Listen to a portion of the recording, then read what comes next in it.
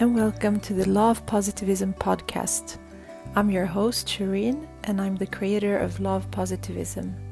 I'm here to help you on your spiritual and healing journey.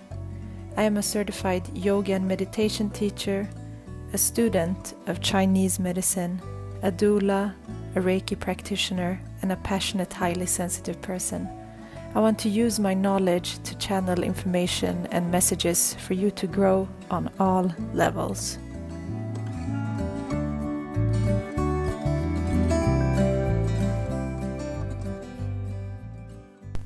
Hi, and welcome to the 10th episode of the podcast. Thank you for being here, and thank you so much to everyone that have left beautiful reviews on iTunes. I wanted to read one before introducing this week's guest. So one of the most beautiful reviews I've received says, I have just started my self-healing, self-finding journey.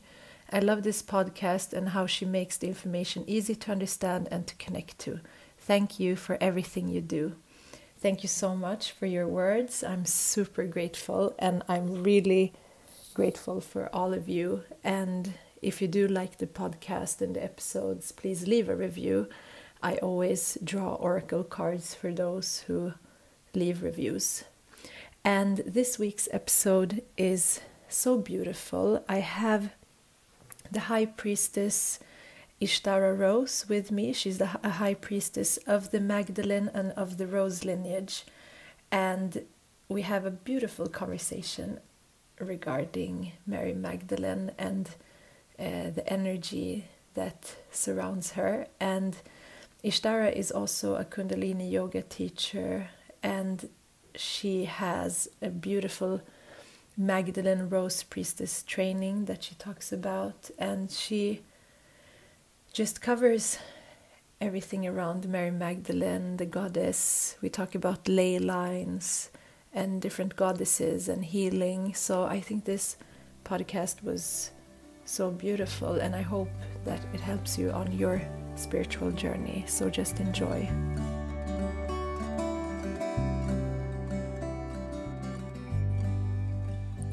Hi, Ishtara. Hi, hello. Hi, so happy that you're here. Thank you so much for joining this conversation. Wonderful, lovely, thank you. Yeah, so excited. I would like to start by asking you how you stay mindful and present. Okay, so I find this a really interesting question at this moment in time when so many people are so busy. And I think, with the digital age, everything's speeded up. So people are on fast forward with so much to do and complete within a day. So the way I do it is I make sure I have days just for myself. I actually schedule them into my diary where I'm not giving to anyone but myself, and I block them out. And on those days I make no plans and I have time just for myself, just to be with myself. But then in my everyday time when I'm running around as well, doing things, I try and bring space and presence into everything I do, because I think the spiritual path is the path of the householder, which is the path of dedicating everything you do to your spiritual journey. So when you're sitting in a traffic jam or washing the dishes or pinging off an email, that is part of your spiritual practice. So it's getting a balance, I think, of bringing it into the everyday life, and then also making time outside of the everyday life. Yeah, that's beautiful. Thank you so much. I'm super happy to have you here. A warm welcome to you. Thank you. To this podcast. Thank you. Is the volume all right on my? Yes, I can it hear is. you Okay, very great, well. Lovely. Okay, fantastic. And I think it would be interesting for the listeners to know more about yourself and what you do to start with. Yeah, so I'm a High Priestess of the Magdalene, and I'm also a Kundalini Yoga teacher. on the spiritual path all my life. I'm now in my mid-40s. And I didn't, I mean, I'm a psychic medium, but I didn't really practice it. Well, I've practiced it all my life and, you know, in some ways, but my main career was in other things. I was a designer and I worked in fashion. And then it was about 3 years ago, I gave all that up to fully focus on the Magdalene path. So I train women to be Magdalene priestesses. And so that's the main part of what I do. And then I also, I mean, I do have men as well in the group. The occasional man comes to me. It's mainly women.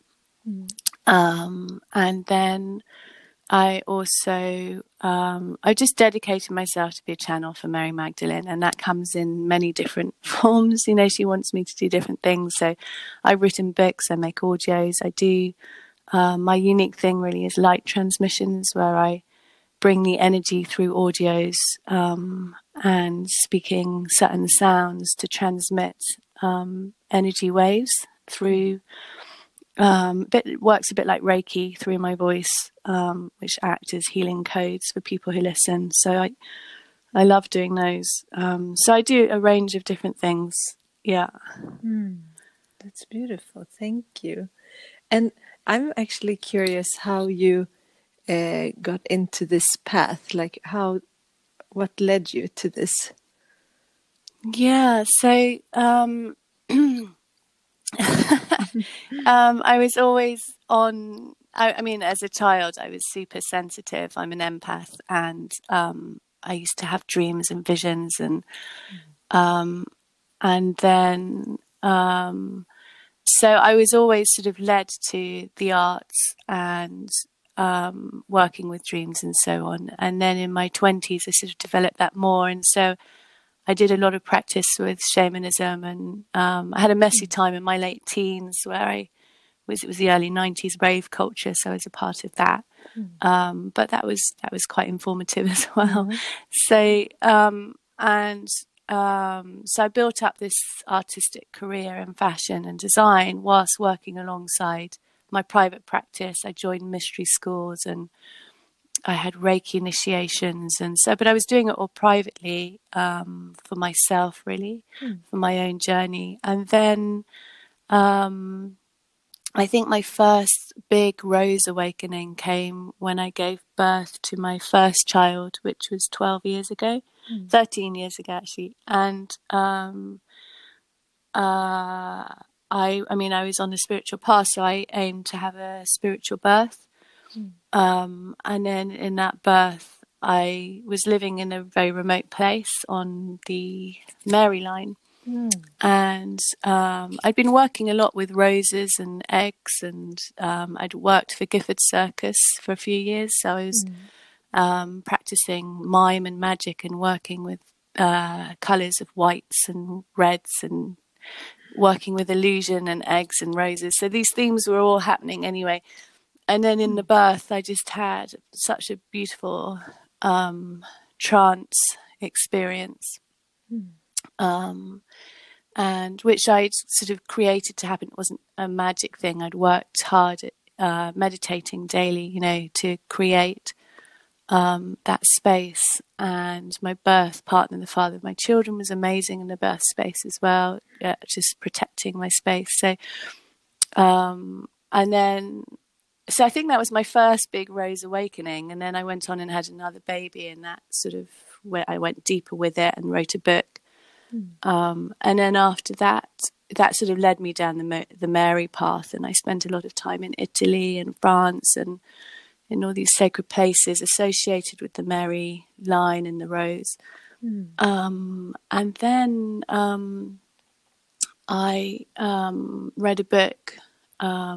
It was the Trisha McCannon book about the divine feminine, and it just really spoke to me. And I knew I had to do a priestess course when I read the book. So I found this amazing teacher, Margaret Hunt from Waterlily Temple.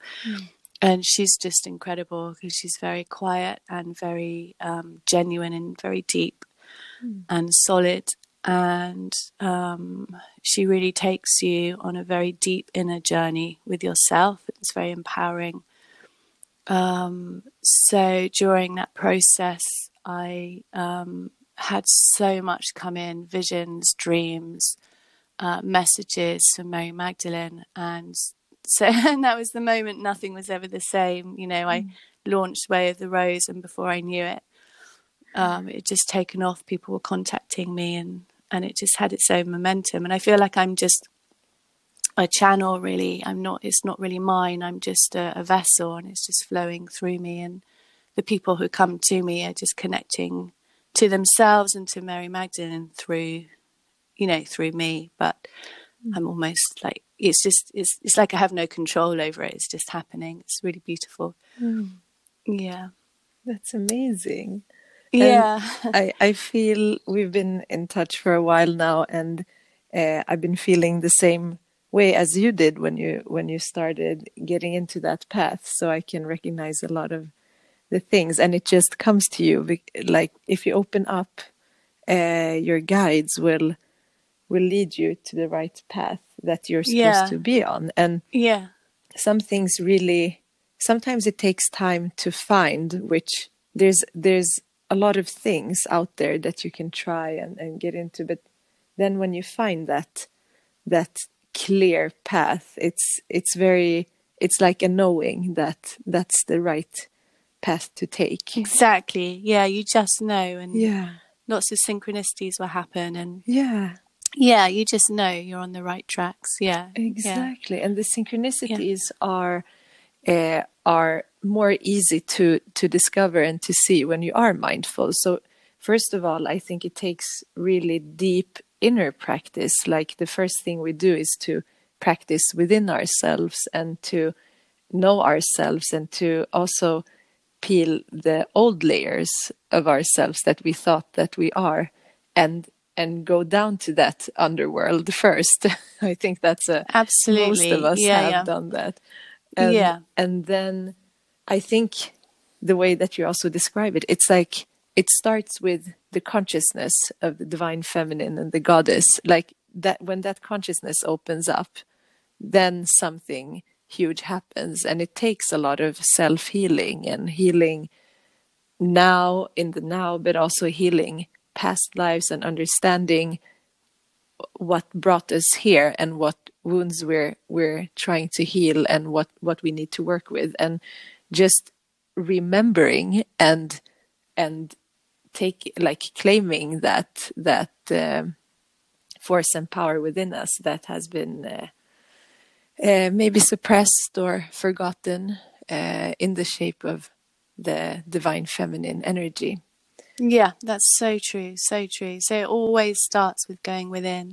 And what you say about healing the traumas within, emotional pain, we all have it, and wherever we are on the path, they're just layers and layers.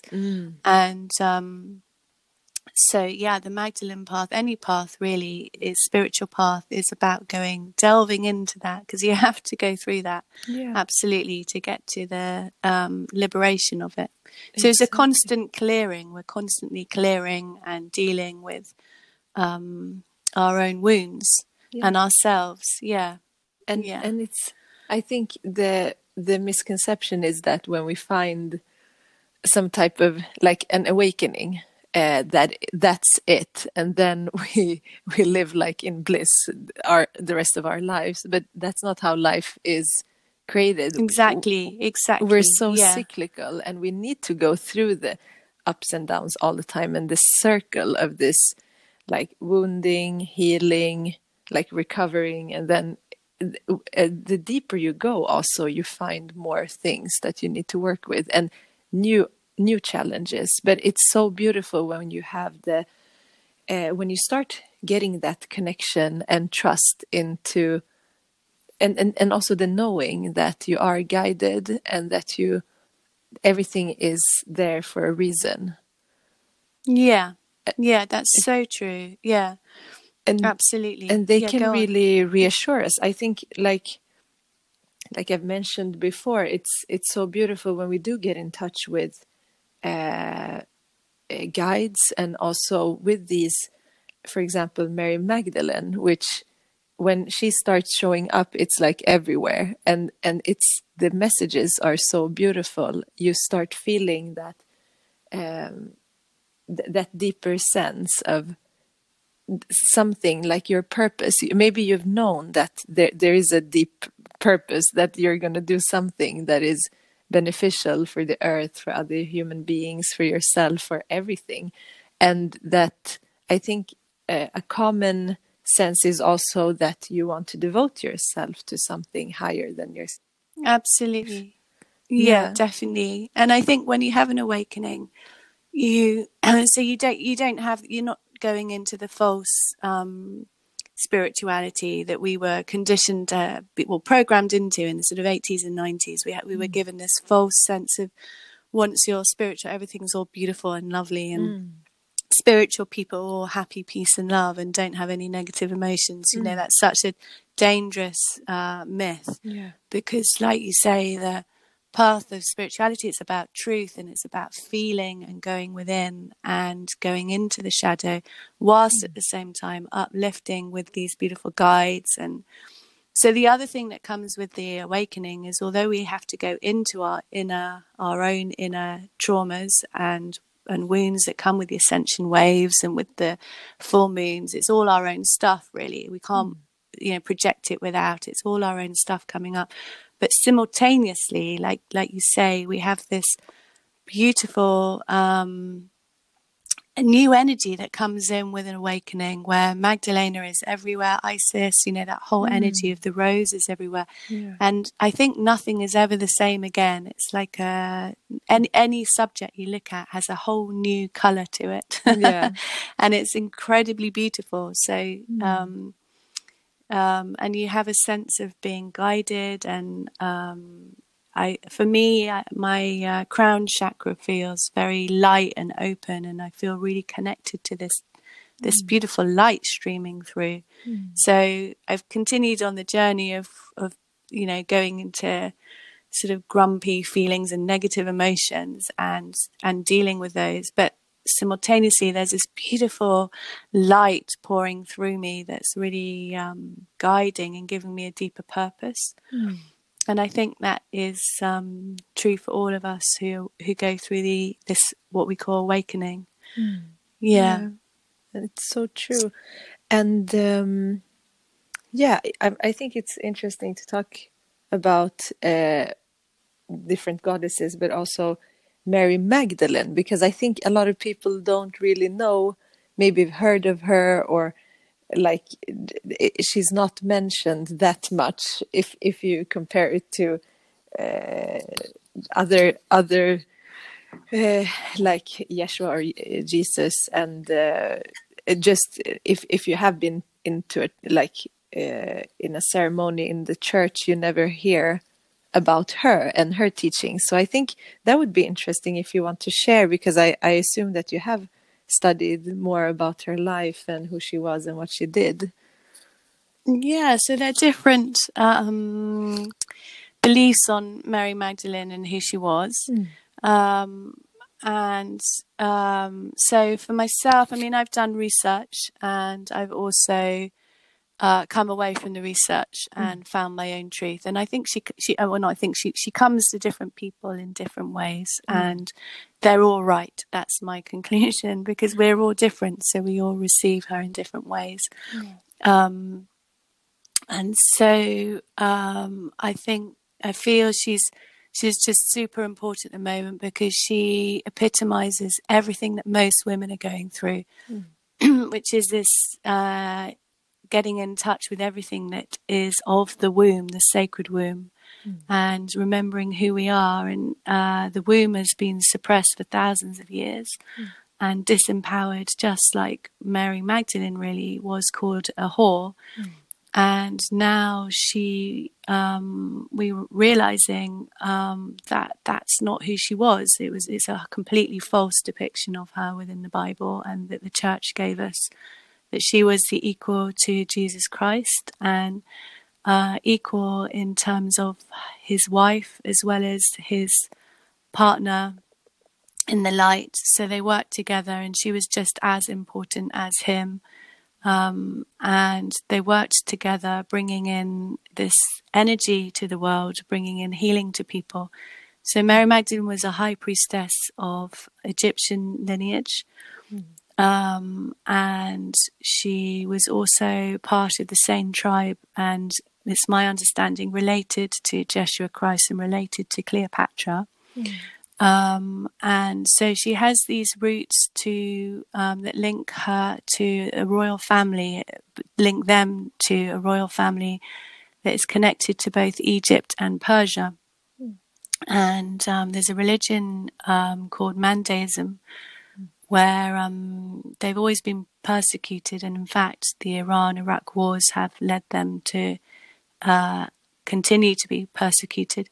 But their beliefs and practices are the same as the Essenes, who are the tribe of Magdalene and Jeshua, and they're the same group, really. So scholars who wish to study the Essene ways look to Mandaism, where they honor women as important. They dress in white during ceremonies. Water, baptism, and working with water is very important to them. And they also celebrate John the Baptist as an important figure. So it's my belief that Mary Magdalene was of a royal family, highly likely to be a queen, perceived by many as a queen. And just in the same way that Jeshua was a king of a tribe, and also a high priestess trained in the temples, which is why she was called a whore, because some of them practice sacred sexuality. And that's something that even people who practice Tantra can't quite grasp because of the times we live in at the moment, but it's deeply, deeply sacred work, and it's very hard for people, not everybody, but for many people in our society to understand properly. So I feel Mary Magdalene very much as a real person who I connect with, who talks with me. I see her sometimes. Often she comes to me in different ways, with different energies and different colours at different times. Often she comes to me as a Persian woman, but like I say, everyone perceives her differently, and there's no right, no wrong. You know, we're all unique, and everything we each individually feel is right for us. So, but this is how I perceive her and experience her. And so also I channel her as a real person, and also as an energy. So Mary Magdalene carried the energy, when she comes to me, she carries the energy of Isis and Ishtar, which is an ancient lineage of the goddess, which is in all tribes all over the world and in all cultures, spanning back to sort of 30,000 BC, where these Venus figurines have been found of that age. And it's the same goddess, she just has different aspects and different names. Also Aphrodite, Venus, is another name for her, and her symbol is the rose and the ankh. And so Mary Magdalene was trained to hold the light of that goddess. So we can connect to the goddess through her different names, her different aspects, which hold different energies and different lights. And Mary Magdalene brings in this. She was just somebody who lived not so long ago, really, in the greater scheme of things. It was only 2,000 years ago. And she's just somebody who holds that light and is really holding energy for all women at the moment to awaken to the truth of their divinity within. So, yeah, that's how she comes through for me. That's beautiful. And I know that since you're also from England, you talked about the ley line, which is like power, how do you say it? Like energetic lines, where I see that there can be activations, healings. Can you talk more about this ley line that goes? I know, Ley lines. yeah, it goes through Glastonbury, I think, right? Oh, okay. So you mean when I was mentioning the rose line where I birthed? Yes, exactly. Yeah. Okay. Yeah. So yeah. I mean, I'm not a scholar on ley lines. I'm just an intuitive, but I birthed on a ley line. Yeah. So the ley line I birthed on was the Mary line, Rose line, and it runs through Dartmoor actually. So and I was on Dartmoor when I birthed in a really ancient, sacred little place, very remote. But yeah, they're ley lines spanning all over the world, and they're like the meridians of the body. They're key energy lines, and the church actually took ownership, and in all the sacred sites they built churches.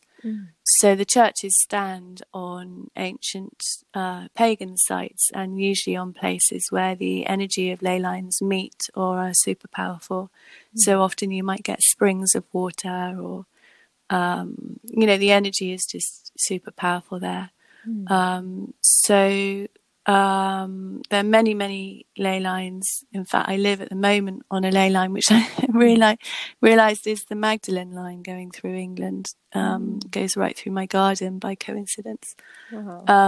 And I built I work intuitively. I've never studied it.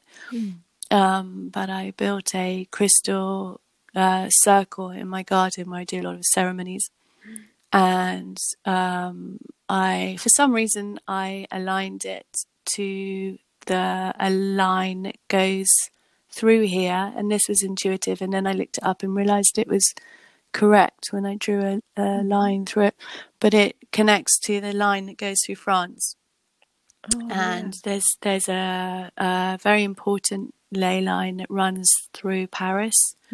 Paris is a really powerful vortex point, if you like, for goddess energies, and that connects down to south of France, which is where Mary Magdalene lived. And there are two areas in the south of France that are super powerful places full of goddess energy, and one is in Provence, where her caves are that she lived in, and Saint-Marie-de-la-Mer is in the Camargue, near to there, where they arrived by boat in France. And there's an ancient pagan site dedicated to Isis there.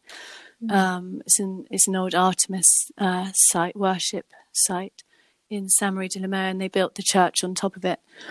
And then further around the corner you have the Languedoc, which is where I believe many people associate Lazarus, her brother, with Marseille, but I believe he was in the Languedoc, which is where Rennes-le-Château and Rennes-les-Bains and all these other super powerful places, which is of course the land of the Cathars, who were the followers of Mary Magdalene, until who really thrived in southern France and northern Italy.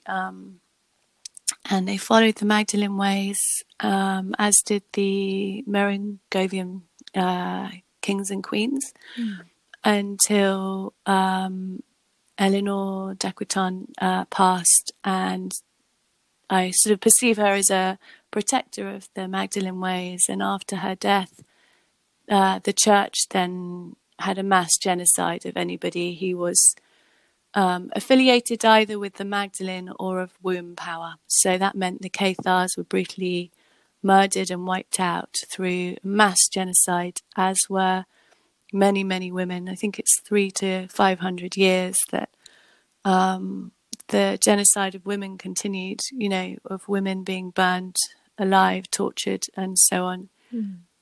So this happened for so long. It's in our DNA. It happened to our ancestors, and whether we're conscious of it or not, and it's not really taught in schools so much. But it's a part of us, and it's a part of our legacy as women, which is why we all have so much healing to do, to reconnect with our divine womb and power without fear this time, with no need for fear anymore, to be fully who we are. Yeah. Yeah, that's beautiful. Thank you for sharing.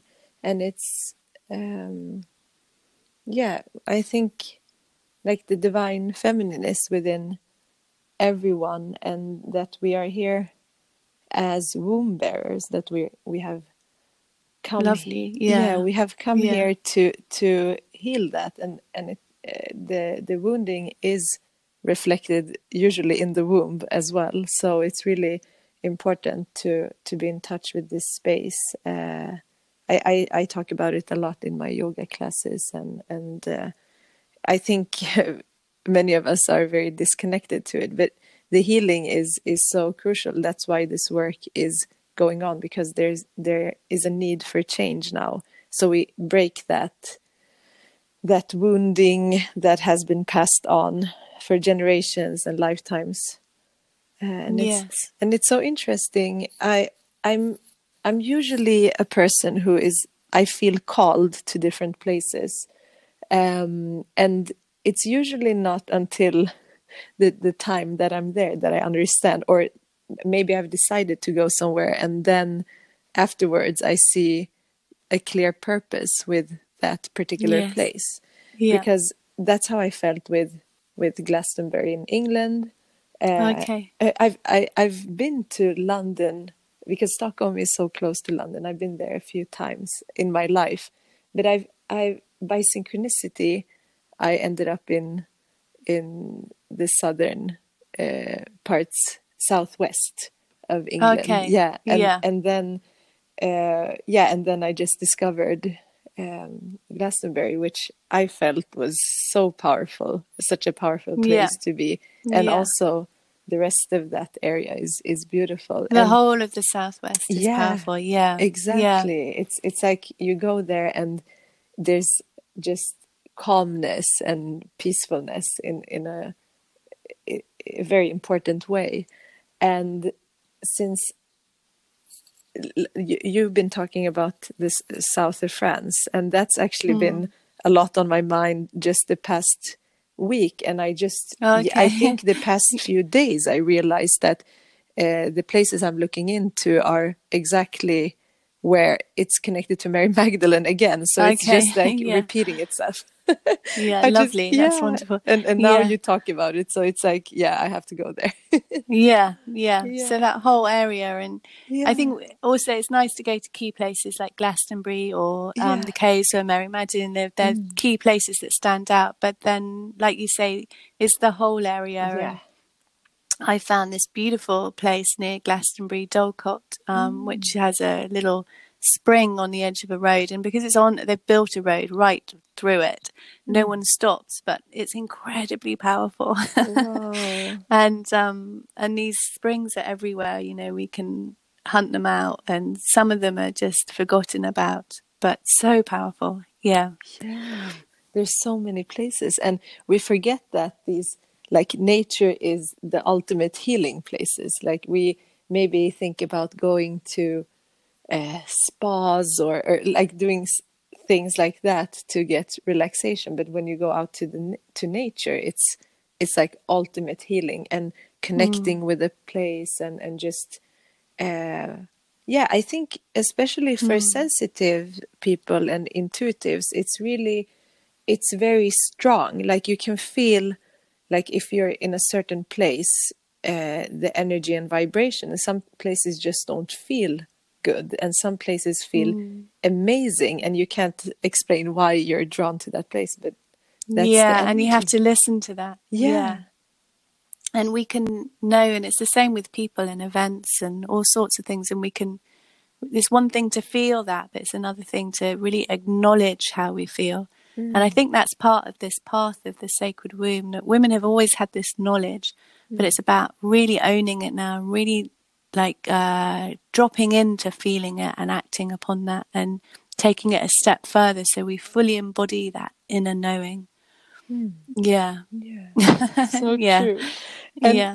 And talking about synchronicity, since we connected, it's interesting. Your name is Ishtara, which is a name that you've taken on, and I told you that regarding Ishtar, which is it's a goddess from the areas which my ancestors come from, and Yes. Yeah. I had this.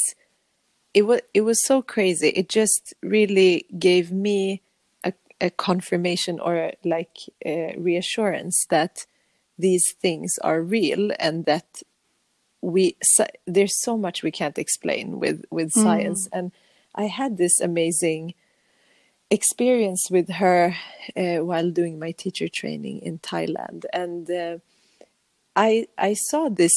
I saw everything that how she's depicted in. If you look at the old statues, and how she's described, I saw a lion. I saw her wings. I saw the eagle. Everything, and but I had no idea, because I was not that. I was not. I had not remembered the goddess yet in my life, and since she hasn't been, she's one of the oldest, but she hasn't been spoken about as much as certain other goddesses, or the aspects of the goddess. It was very strange that her name came to me in that state, in that meditation or trance state that I was in. It's so beautiful. Yeah. And it led me to discover her in just in that way, and I think that really set everything off. And I would like for you to talk about your experience with this energy and with Ishtar. Yeah. So I think I think maybe there's a bit of fear around Ishtar, because like you say, she's not spoken about much, and I think people are afraid of her because she's so super powerful. And I was given her name by someone else many years ago during a Reiki treatment, actually.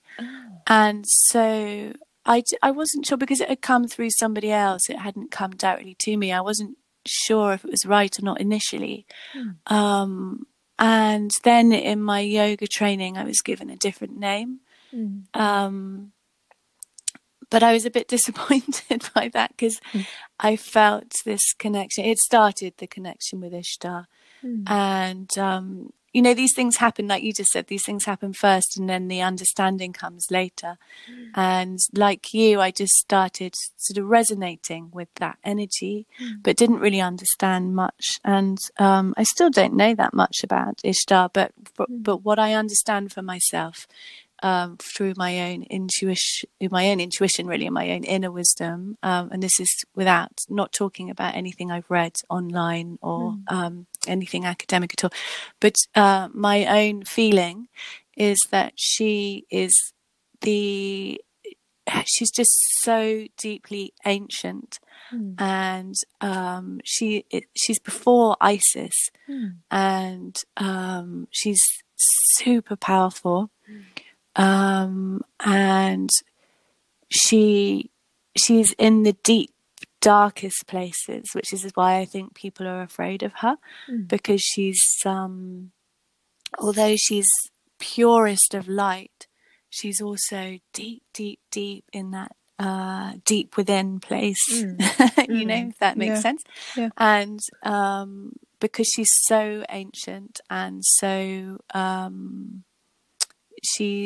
it's really hard for me to put it into words, but she sort of holds the energy of this whole lineage of the rose. And I feel that all the other goddesses have come from her. They're just different aspects of her. And it's quite hard to explain. And holding her name has been a whole process for me. I love, my birth name is Emma, and I really love that and still use it as well. But holding and working under her name has been a really it's just been such an honor to hold that energy of Ishtar, because she's purest light. She cuts straight to it. And I see her, I think on my Facebook, my image is just white light, the white light, white light of Christ.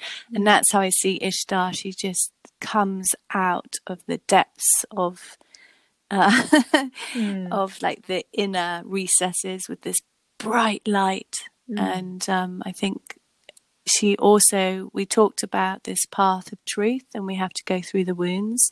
And I think this is why people are also slightly afraid of her, because she is about facing the truth. She's the warrior. So we have to, I went through a real dark night of the soul when I first stepped on the Magdalene path, and everything fell apart for me. I lost my marriage.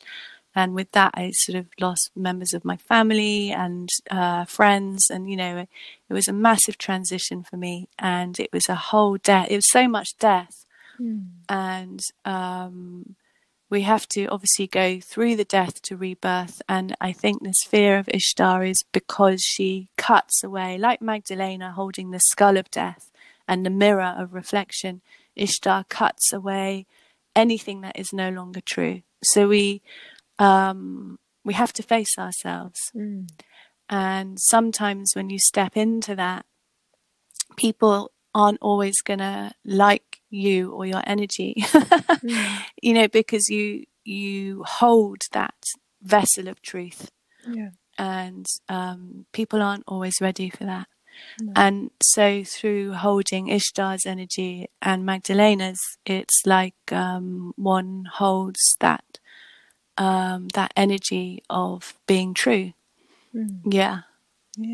So that's just my experience of her, without talking about her historical and it's not very easy to find accurate historical descriptions when it's so ancient and old. So sometimes the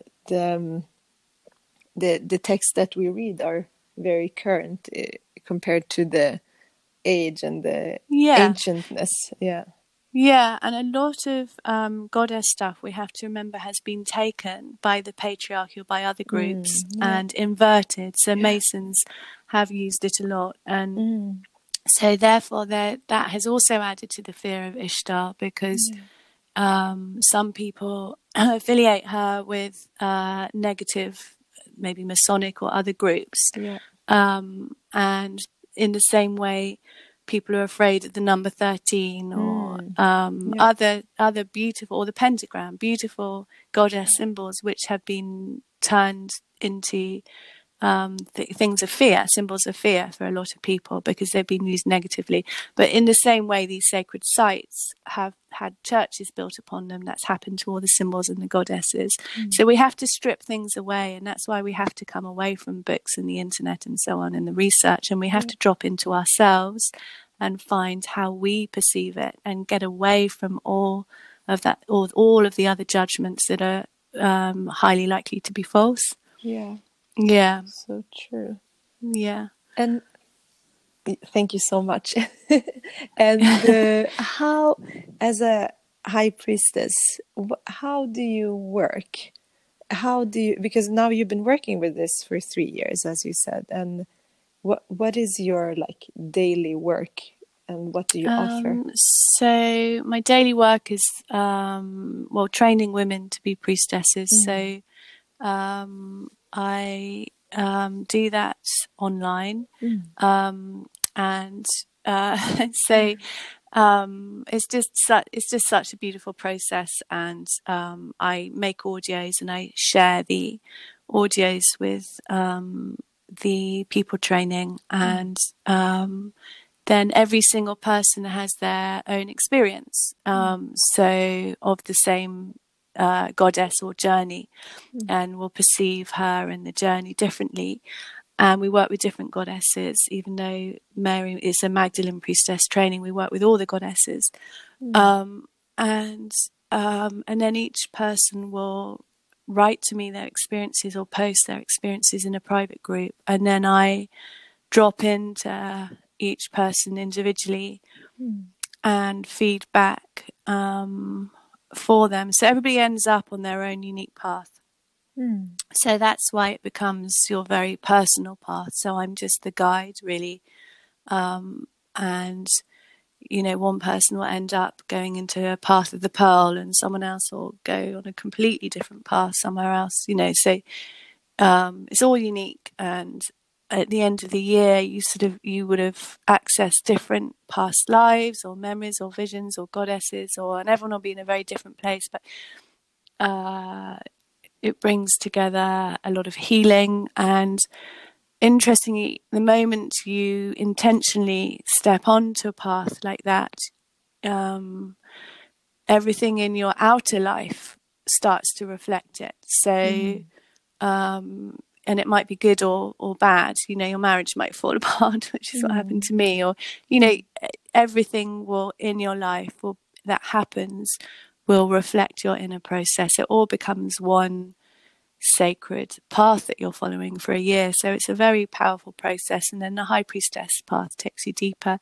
So for me as a High Priestess, I'm spending my time guiding women online with that. And then when I'm not doing that, I try to be quite focused with my time online, because otherwise I could be on the computer too much. So I have a set amount of hours that I give to the course each day, and then after that I come away, and then the rest of the time I'm either channeling through sort of other audios, moon audios. I do a full moon light transmission, and I make other light transmissions, or else I'm following my own path, and I like to take time out for myself and my own spiritual journey, of course, as well. So, you know, I'll go off and do a journey, or, you know, it's nice to work with other people one-to-one, because I do so much online. And I live in a remote place, so it's nice to get out and see people as well, you know, and work in that way physically with people. So, and then I have children as well.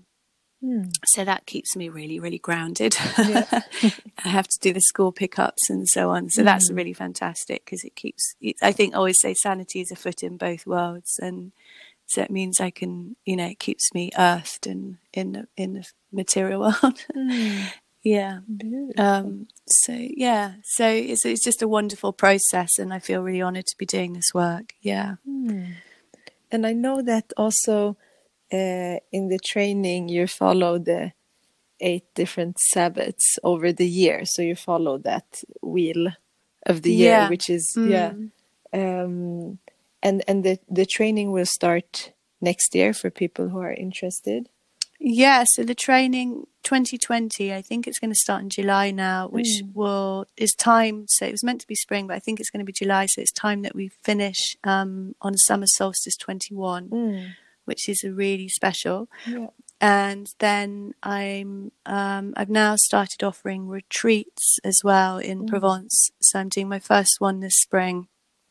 And I just think it's really lovely. It's not a part of the course. You don't have to do it, so it's absolutely fine if you can't do that. But for those who are drawn to it, it's just a lovely thing at the end of the year to actually get initiation in the cave of Mary Magdalene. So I've started doing that, and I'm also really drawn. I used to live in Italy, and I'm really drawn to going back to Italy, because I feel like there's a lot to be explored there with Magdalene goddess stuff. There's a lot of powerful energy going on in Italy too. So so looking, I might run a retreat in Italy as well. So it's just wonderful to do all of this. That's amazing. And you've written books. I've just purchased the Mary Magdalene, The Way of the Rose, which I'm gonna read during the holidays and my journeys. Lovely. Lovely. And I will also link your website into the podcast show notes, of course. Fantastic. And one of the main things I offer actually are the light transmissions, which are super powerful. And so people who don't want to do the course but just want to buy the odd thing, or, you know, some of them are free actually on YouTube, but they're very raw and simple, and but that some of them are just really super powerful because there's a very strong energy coming through them. So they can be listened to once and set up as a ceremony, or you can, do them regularly, and so you listen to them in the way that you want to. But yeah, they're really powerful healing tools. So really highly recommend those. Yeah, I can link directly to that page as well on your website. Lovely, yeah. So people and your YouTube page as well, so people can find you, because I think it's very interesting, and I think you will reach out to a lot of people that are looking for the same thing. Yeah, lovely. Yeah. I'm so happy. Yeah, I was just going to say I have a moon temple, which is wonderful, and that's it. I just do a light transmission each full moon, and it's only £8, but again, it's a lovely. The energy comes through the audio, so really, really lovely. 12/12. It's the next one, which is the Gemini full moon. That's going to be powerful. Yeah, that's amazing. Yeah. And is there anything else that you want to share? Things that you offer, or anything final that you want to share with the listeners? Wow. No, I think we've discussed quite a lot, haven't we? Yeah. And I think the most important thing for those who are on the goddess path or new to the goddess path is about making it your own, and listening to yourself. And that's what this is all about. It's about dropping within, and you become your own teacher, and you make your direct contact with the goddesses through what is right for you, rather than looking without. It's all about to go within. And I think that's really important. Yeah. And also I'd just really like to say that Mary Magdalene, whenever her key message really is that of self-love, which sort of expands on that a bit, which is about having absolute faith and belief in yourself. And she always says to me, you don't need to go out and do all these things. No one, although it's wonderful to do these things, and people are doing some amazing things in the world to change the world, actually the key thing that will change the world is just sitting in meditation and dropping into self-worth and self-love. And if everybody is feeling that and vibrating that resonance, then it can create I call it zeitgeist, an energy for the world, which is deeply transformative for the collective and the most powerful thing we can do. That's the key message of Magdalena, really, and it's super important just to know that self-loving is all that matters in anything that you want to create or do in the everyday life. That is the top of the list. Yeah. So beautiful. Thank you so much. I'm so grateful for your energy and everything that you've shared. And I thank you so much for taking the time. It's lovely to connect with you, Shireen. It's really, really nice. Yes, and I'm looking forward to more conversations. Thank you so much for listening. I'm really grateful for your energy and time, and I hope that this episode helps you on your journey and to understand everything much deeper, and to see if this is a path that is for you, and how you can connect to Mary Magdalene as a guide or as a light that you can get healing from. So if you leave a review, just send me a screenshot and I will do an oracle card reading for you. Let's take a deep breath in through the nose and exhale through the mouth. Namaste.